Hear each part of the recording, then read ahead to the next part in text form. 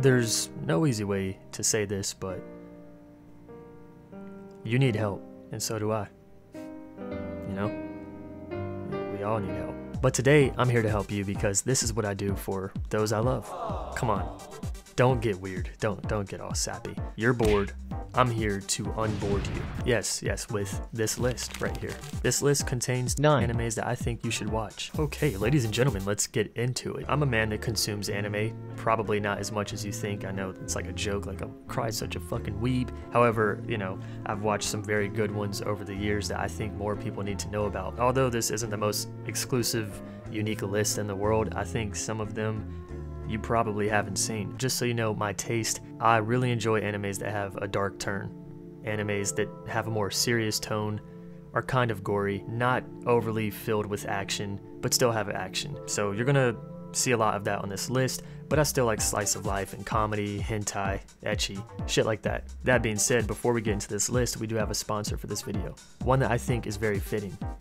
This video is sponsored by Netmarble, which means we are discussing the new 7 Deadly Sins mobile game. That's right, it's finally hitting our region, and after playing this game, just wow. I am a huge fan of the 7 Deadly Sins anime, but one thing I am not a fan of are mobile game spin-offs that don't represent the anime in a good way. But with this game, there's just so much effort and love put into it. It's one of, if not the best mobile game based off an anime that I've played. Just by looking at this footage, you can see the high quality animation, but it's not just the look of the game. They also stick to the original manga and anime for the story, reanimating and retelling every scene, and they even have the original Japanese voice actors. How are the features? The gameplay? Is it like other mobile games? From the big picture, yeah, it shares a lot of similarities. At its core, it's a gacha game. Roll for characters, build your team of heroes, enhance, the usual. But 7 Deadly Sins goes beyond that. This game actually features world exploration through towns and taverns.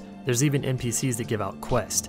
It makes you feel like you're playing an actual turn-based JRPG rather than just another gacha game. The storytelling is so great in this that if you haven't seen the anime, you could just play this game and boom, you know what 7 Deadly Sins is about. I'm blown away at the quality of this game. Each character having their own unique animations and sick ultimate skills, tons of costumes, hairstyles, and weapon skins, different character forms and gameplay that's actually fun to watch because it's pleasing to the eyes. The gameplay allows you to chain and use different skills through a card system. You can also bond with your heroes. Look, if I explain every feature, we're gonna be here forever. So if you like what you see, just download the game, because it's available now. And you can take a shortcut to the App Store by clicking that link down in the description below. Hey, welcome back. Okay, let's get into it. So first, I'm sure you've heard of it. I'm sure people have shoved it in your face, or people have made themselves seem like, I don't know, some kind of intellectual for reading this. It's called Berserk. And is it overrated? Absolutely not. We're talking animes here. We're not talking mangas. Mangas could be a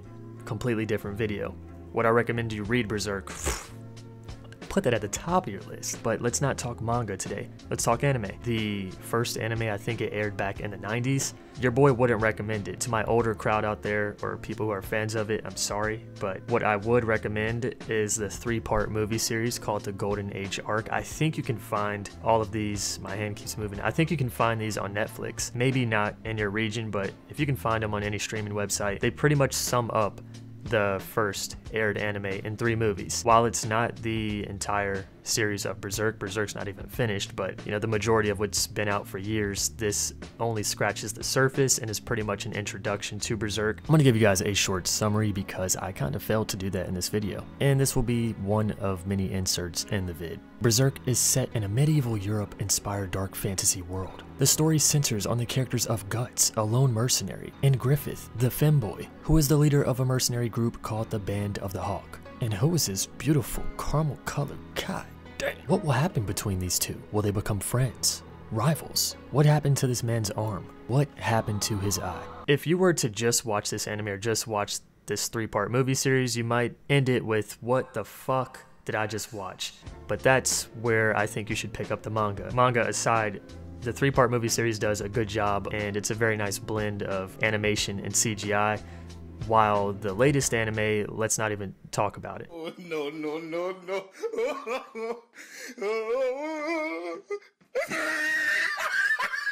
But if you like this 3-part movie series enough, you can continue with the latest anime. Now that we're on the topic of Berserk, let's talk about a more recent anime that people compare to Berserk. This one's called Vinland Saga, and if you're a fan of Vikings, Norse mythology and shit like that, you'll probably like this. Although the mythology aspect isn't really a part of it, this is the Viking anime. And people compare it to Berserk, I guess, because of the gore. Some of the characters but some of the characters are very similar to characters from Berserk. This anime is recent, and this is one of the best animes I've watched to date. The opening is fucking sick.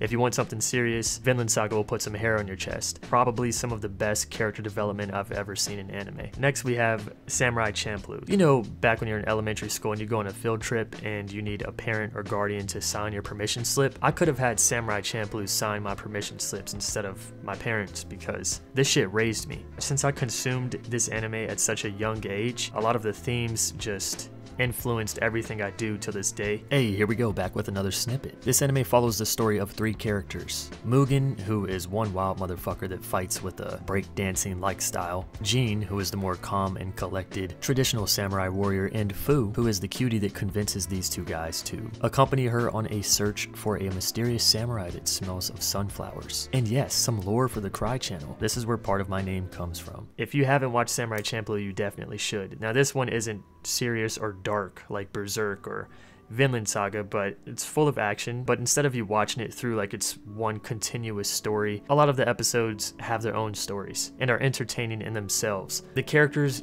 you'll love them. Next is Made in Abyss. Made in Abyss is a very cute anime, but like the type of animes I like, it has a very, very dark turn to it. And this is something that I love making people watch because they'll text me, hey man, this shit's cute as hell, and then the next message is like, bruh. If you're looking for an anime that takes you on an adventure, the places that these characters explore, very magical, and it has a good story and also beautiful soundtrack. And the next season is coming out soon, so if you binge this now, you don't have to feel like, oh, I finished a really good anime and now there's just a void in my chest, I don't know what to do next. The next season's coming soon, so catch up. Prison School. Prison School is one of my favorite animes. Now this one's totally different because this is super ecchi, super sexual. If you can't handle sexual animes, if they make you feel uncomfortable, well, you shouldn't watch this. I've showed this anime to people that don't watch anime and they loved it. Prison School takes very minor situations and makes them so fucking extreme, like they are life and death, and that's what makes it so funny. Little moments in this anime, you're like, it's not that big of a deal, but they make it so intense, you'll start sweating with the characters. It's just so funny. But a lot of the humor is sexual, and if that's something that you can't get by, then yeah, probably shouldn't watch it. And I should also warn you about Berserk. If you can't handle rape, because that is a thing in Berserk, then you probably shouldn't watch it. It's not a reoccurring theme like it is in Goblin Slayer, but Berserk does have some scenes like that. Pretty dark, pretty twisted, so if you can't handle it, there's your warning. Next is Promised Neverland. The Promised Neverland, I've recommended this in other videos. I've recommended reading it because it's top 5 manga for me. The manga is so far ahead that when the anime came out, I'm like, how much of the manga is this anime going to cover? It pretty much covers like the first arc, and the show goes, it takes so many different twists and turns.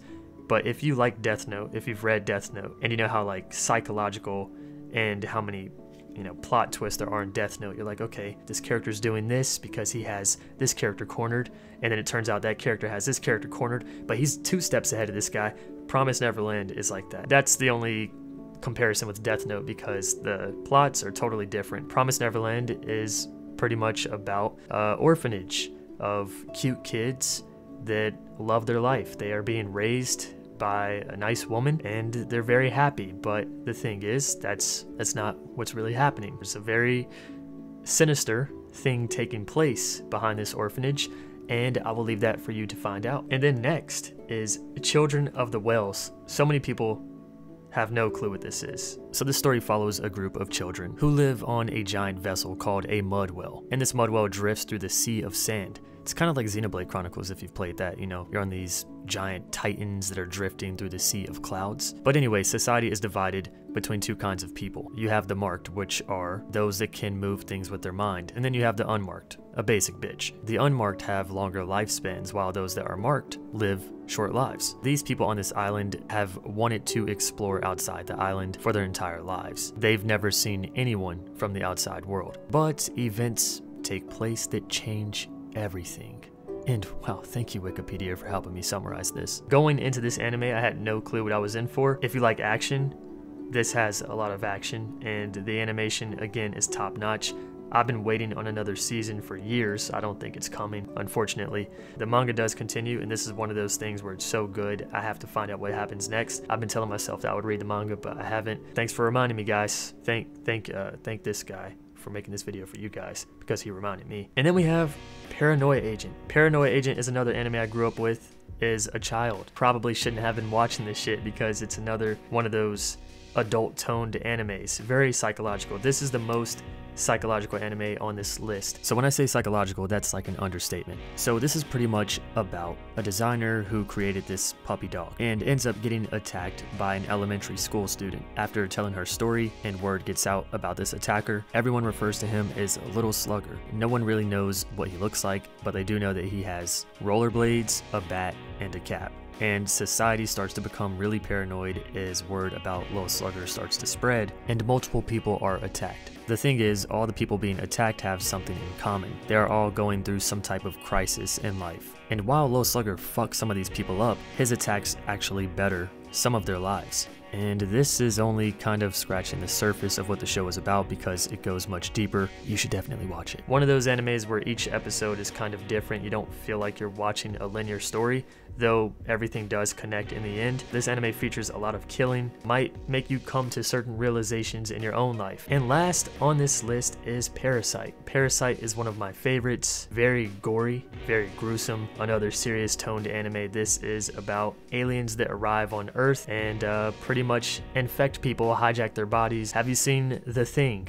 Well, this is like The Thing is an anime, except they have motives and are much more intelligent. One guy comes to an agreement with an alien not to just completely become controlled by it and destroy all humans. They become a team, and that's all I'll say about this. This one's great. And it's also one of those animes that they've made a live action of, but a live action that I will say is actually good. That being said, this concludes the list of animes that I wrote down in 5 minutes. I'm sure I have 40 more, but we'll save that for another video. With that being said, I hope you all enjoyed this video, and I hope some of these animes entertain you. Thanks for watching, and I'll catch you on the next one. See you soon, friends.